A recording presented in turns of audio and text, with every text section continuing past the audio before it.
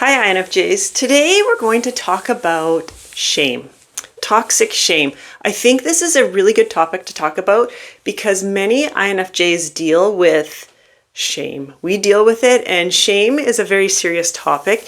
It will keep us stuck in our lives. It impacts all aspects of our lives, and it will keep us stuck if we don't deal with it. So I think it will be interesting, and I think it will be very beneficial. So if you've ever felt like no matter what you do, you're never good enough, even if you get recognition for certain things, you can't accept that. You can't accept the recognition or the praise because you just don't feel good enough. Or maybe you've caught yourself sabotaging your own happiness because deep down you feel that you're actually not good enough. If you can relate to a little bit of that, then this video is definitely for you because you're dealing with shame. And like I said, many INFJs, I can't say all of us, but many of us carry with us a huge bundle of chronic shame. So let's get into it. Welcome to my channel. If we haven't met before, my name's Trina. I am an INFJ and I'm also autistic. I created this channel because I wanted to help people like myself. INFJs and autistic INFJs feel seen, heard, understood, and less alone.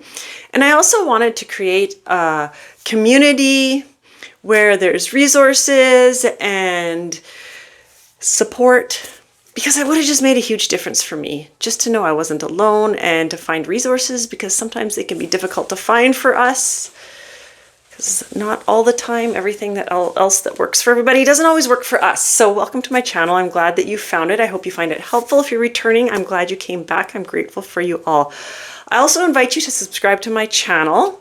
And like this video, I would really appreciate the support. It helps keep this channel going. All right, before we get going, I want to mention this new course that I found. I didn't write it. I like to write all my own courses because I feel that if it's written by an INFJ, it will help us better. That's just what I got in my head. But anyway, I didn't write this course, but it is an awesome course. I really enjoyed it. And it's called the HSP Toolbox. HSP, if you're not sure what that is, that's high sensitive person. INFJs are highly sensitive.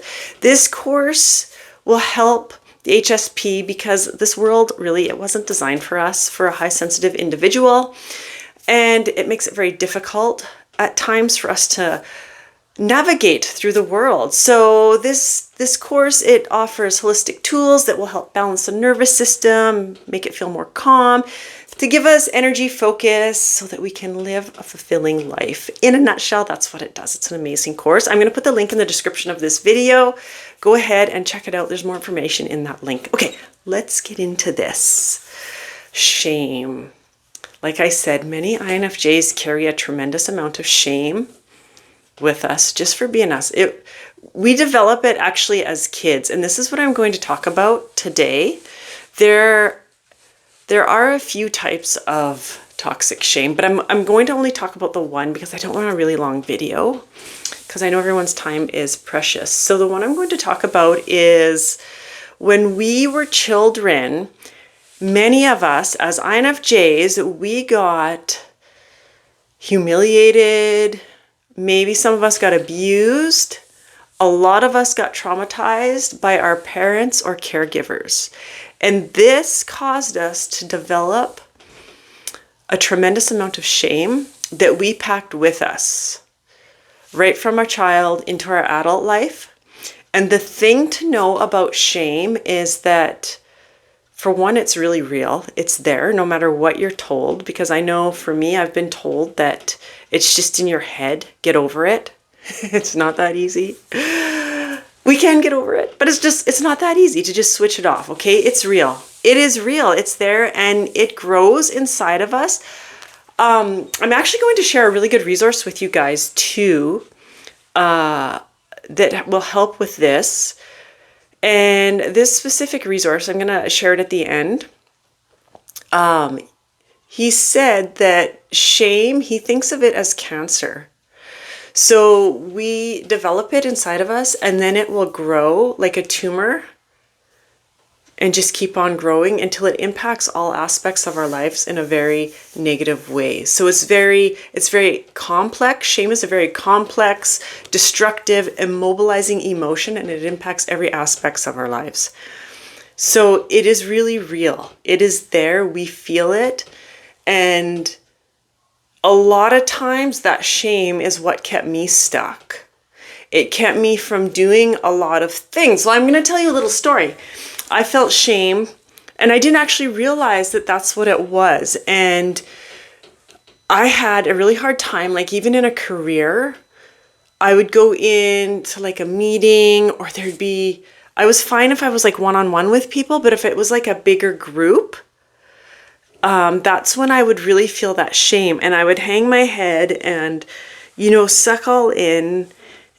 And I wouldn't allow myself to be myself and I would hold myself back because I'd start second guessing it. So I didn't realize that was shame that was what was doing that.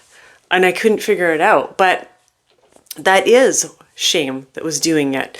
So many of us as children, we develop it. Like I said, when our parents are abusive to us, they traumatize us, or they've humiliated us, right? And it can be simple things. I had a client who, this happened to her and she didn't realize this was going on or this had went on as a child. And we were talking and she was just saying about how she sabotages everything in her life and she never feels good enough to the point where she wouldn't even attempt something that she wanted to do. She wouldn't even attempt it. She wouldn't even entertain it in her mind. She knew it was something she wanted to do and she wouldn't even allow herself to think about it. She wouldn't allow herself to daydream because she didn't think she was good enough for any of those daydreams anyways. And the list goes on, right? And it was very sad. I felt very bad for her. So when we unpacked it, her mom humiliated her and made her feel bad about herself many times in her childhood. Just because her mom couldn't understand her. And her mom also was somewhat of a narcissist too, which also led to trauma, right? Because you're always like tiptoeing around them and seems like they're always in a bad mood. And the list goes on, but that's a story for a whole nother video talking about narcissism. Anyway, she developed this shame that she packed with her throughout her entire life that held her back. And she didn't realize that that's where it stemmed from. So as children, when this happens to us, from parents or our caregivers, we take that on ourselves. When they do it to us, we take it on ourselves as we are bad. There is something wrong with us. We were bad. We shouldn't be this way. Oh my God, what did I do? They're upset with me. We do this because as children, it's actually a survival mechanism that we do, but as in our child's brain, we're little children. So this is how we make sense of a situation, right? We know that our caregivers, our parents, are the ones that are supposed to protect us, that are supposed to nurture us. We know this. We're born with that sense. Even babies have it. That's why lots of times a little newborn baby can be consoled by its mother. It knows its mother. It knows that's where it's safe, right? So when we have parents that have abused us or humiliated us, for a little child to wrap its mind around it, we take this on as ourselves, that we did something bad, right? And it comes into the sense of survival. We couldn't have our parents be bad because it might interfere with our sense of survival that we have as children. Like I said, we're all born with it. We have that sense, right? So we take it on as ourselves, that's who we are. We're going to do this because it's better us than our parents because it won't interfere with our survival. Again, it's a survival mechanism that we used as children. And that's what we used. It was a way for us to gain a sense of control in a situation that there was absolutely no control to be had in that situation. But for us, that was what we grasped onto, and how we could control the situation was by putting the blame on us and causing this shame. And that shame that we take on, it grows and grows and grows with us right into our adult life. It doesn't go away. As we grow up into our adolescence and then into our adulthood, and we even get away from our parents or whoever it was that did that to us, it doesn't go away. It continues to grow unless we do something with it, right? So one thing that has really helped me is journaling about it. So the one one specific thing that I did, and I did this in my journal because a journal is a safe place, right? For an INFJ, there's a bug. It's a real safe place for us to put our thoughts down because it's for nobody's eyes but our own. So we can be completely honest with how we feel, and nobody's going to criticize us or tell us that, no, you don't feel that, or no, you couldn't have felt that, or don't be so stupid, that sort of thing, right? It's our safe place. So what I did is I wrote a letter to myself, and I really highly encourage you to write a letter to yourself, to your younger self, to the little you, right? What would you like to tell them? Think about this. You don't have to do it right now, but it's just something I want you to think about. What do you want them to know? I read a while back, a statement. I can't even remember who said it now. But they said that as adults, when we begin to work on ourselves, doing personal development and just getting to that better place, we become the person that would have saved us as children. And I've packed that with me because it is so true. We've become the person that our little self needed, that would have saved our little self. We become that person, right? So just think about what do you want to tell your little self right now, and journal about it. Can you feel the love and compassion and caring for the little you?